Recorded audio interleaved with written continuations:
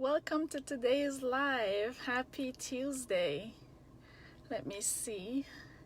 I think the lighting is a bit better. Okay, great. Awesome. Thank you for tuning in today. If this is first time you're seeing one of my live, I am Ronica Brown. I'm a CPA and I help my clients save anywhere from $5,000 to over $100,000 on their taxes using tax planning strategies. For today, I wanted to go over, I'm in this car specifically because I wanted to talk about business use of car and what's the best prop to use than go sit in your car for this video.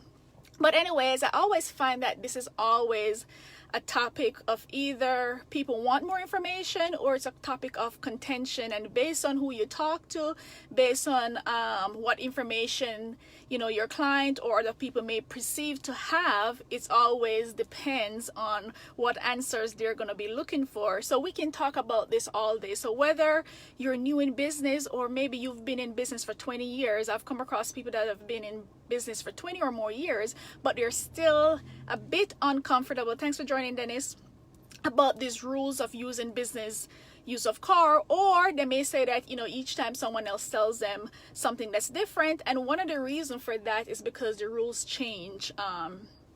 Rules change all the time. So you may be working with someone from 5 years ago and they said something different, like before the new tax law you weren't able to completely write off a used car, but with the new tax law you can do so a lot of times it has to do with the time when you're asking this question that the tax rules change.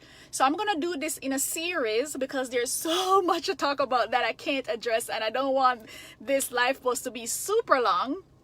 So there's so many other topics, so I may do 5 or 6 videos just on this topic because it's a constant question that I get. Different types, whether you want to buy or lease your car, whether how much deduction you're going to get, should your business own your car, and all sort of questions regarding that topic that I get.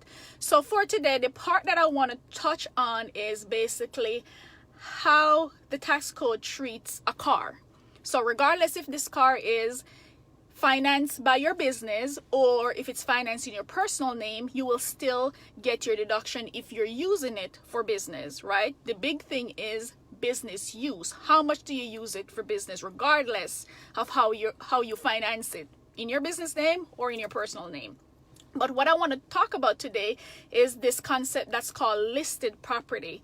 And from a tax perspective, a car is considered a listed property. And why I want you to know this is because sometimes this can eliminate all the hoops that I see a lot of business owners going through, thinking that they're getting more deduction when really they're not. So a car is called a listed property, and for the IRS, what that means is any property or anything that there's potentially a mixed use. Mixed use meaning that there could be potential business or personal use. So if you want to say your car is 100% business use or not, it's in that category. That is a category where they that the personal use portion can be abused, or their potential for you to use this asset as personal or business. So to get it that it's in this category to begin with already. So whether you're trying to jump through the hoops to get it financed in your business name, whether you're trying to jump through the hoops to have 2 or 3 cars because you think that that's going to prove more that this specific car is a business use, all of that doesn't matter. What really matters is how much you use this car for business. It's already on the books that your car is a listed property. That means that there's potential business use. So what you really have to prove for anything that's in this category as a listed property is basically how much are you using it for business. Whether you have 6 cars, 10 cars, 20 cars, it doesn't matter. Whichever car you're claiming that you're using for business, you still have to prove how much you're using it for business, because it's a type of property where you can use it for business or personal on any given day. With no the IRS knows that people people can abuse it. They know that a lot of people can buy any sort of cars and then say it's business use. So it's always your word against theirs, right? So you still have to have documentation regardless of how you're financing your car, whether you it doesn't even matter, you know, if you're paying from your business or personal bank account, you still have to validate your business use.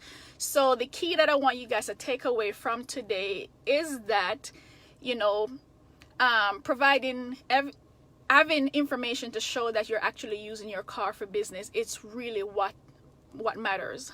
What gives you the most deduction is the type of car you're gonna buy and how much you use that car for business, not putting it under your business name or not, because if it's under your personal name, you will still get a pretty decent deduction if you meet the type of car requirement, and also if your car is used majority for business. So next time I'm going to talk a little bit more about, you know, what if you want to finance a car in your business name. What are you getting from if you finance it in your personal name?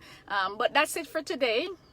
Again, I'm Ronica Brown, and I help my clients save anywhere from $5,000 to over $110,000 on their taxes using tax planning. If you have any questions regarding business use of car, you can send me a message or comment below, and I will also do a live on that topic. As I said, I've already like 6 or 7 other questions that I'm gonna talk about on this topic, because I can go for months presenting on this, because there's so much different ways you can look at it. But anyways, that's it for today. Have a good day. Thank you guys for joining. Thanks, Nicole.